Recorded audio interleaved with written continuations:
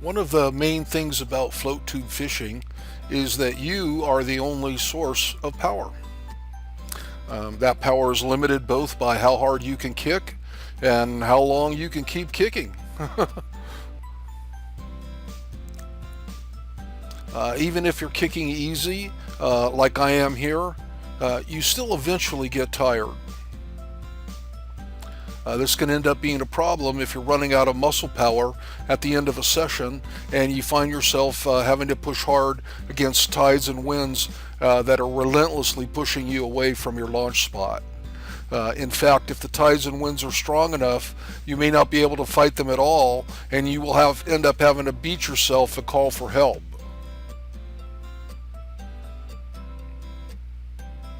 Yeah, nobody wants that.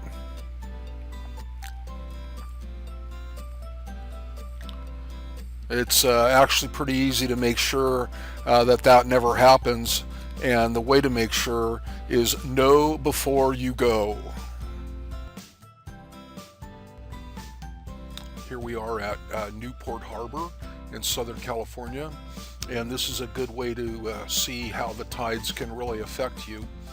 As you can imagine, this big harbor is a giant basin full of water, and on the outgoing tide, all of those millions and millions of gallons of water are funneling through this small channel here.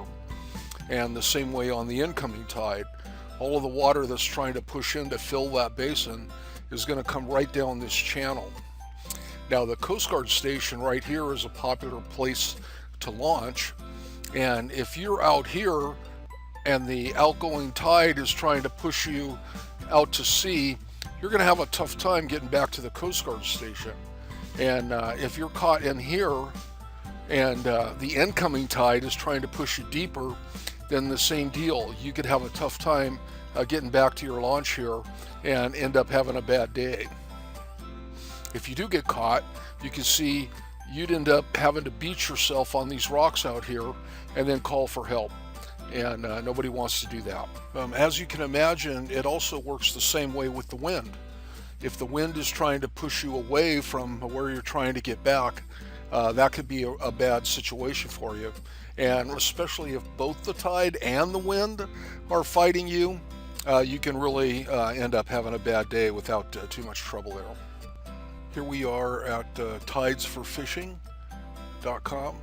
This is my favorite place to go for tidal information and to plan my fishing trips. And this is the tides for today, and is a good illustration of the sort of things that you want to watch out for. The main thing that you notice here is there's a big drop between high tide at 9:20 and low tide at 4:17. This is almost a -2, and this is a +7.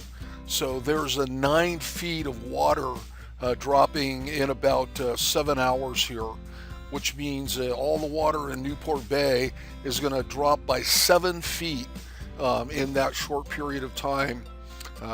If you get stuck in here at this time at noon and you're trying to fight this tide to get back where you're going, you're going to be in serious trouble. The difference between the high tide and the low tide is called tidal coefficient, and this is what shows it here. So when the coefficients are high like this, that means the tides are going to be strong. It usually also means that the fishing is going to be good. Fast moving water usually means good fishing, but it means that you really need to be careful about where you're going. And this situation here shows up pretty much the ideal situation. You can get in the water here at sunrise or a little before, and then you can let the incoming tide push you in to the bay, and then at 9:20 it's going to switch around and you can let the outgoing tide bring you back to your launch. And so you can have a nice 4 or 5 hour session here and let the tide do all the work for you. And that's the ideal situation. However you're going to plan your trip, you want to make sure that you're not going to end up fighting the tide. And this is how you can check it right here. Now, when it comes to a tidal coefficient, this is pretty much the opposite side of the coin.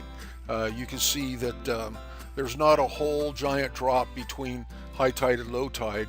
And so if you have to kick against these tides, you might not have that much of a problem.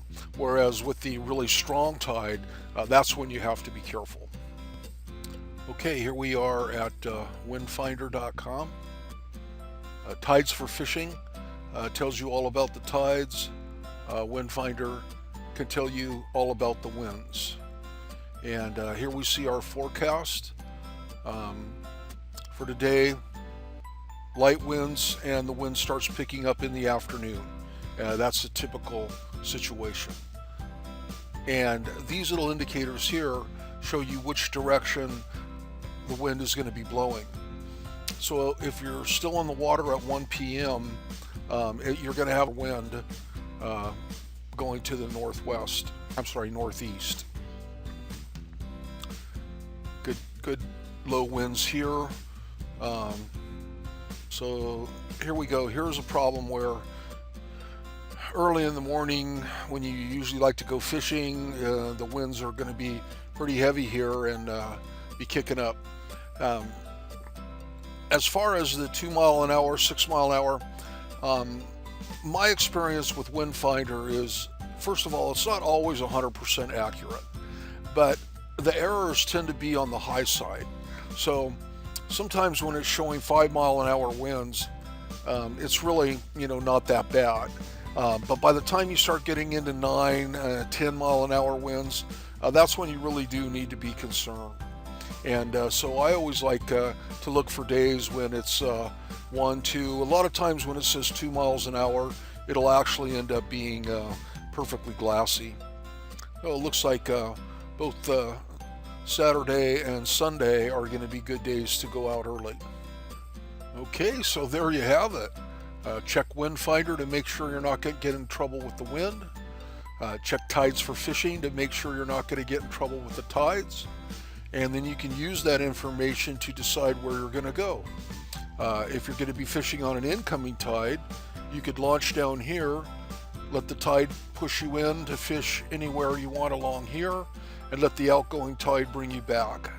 If you're going to be fishing on an outgoing tide, you could launch over here, let the outgoing tide take you along here, and the incoming tide bring you back. That's it. Everybody stay safe and happy fishing.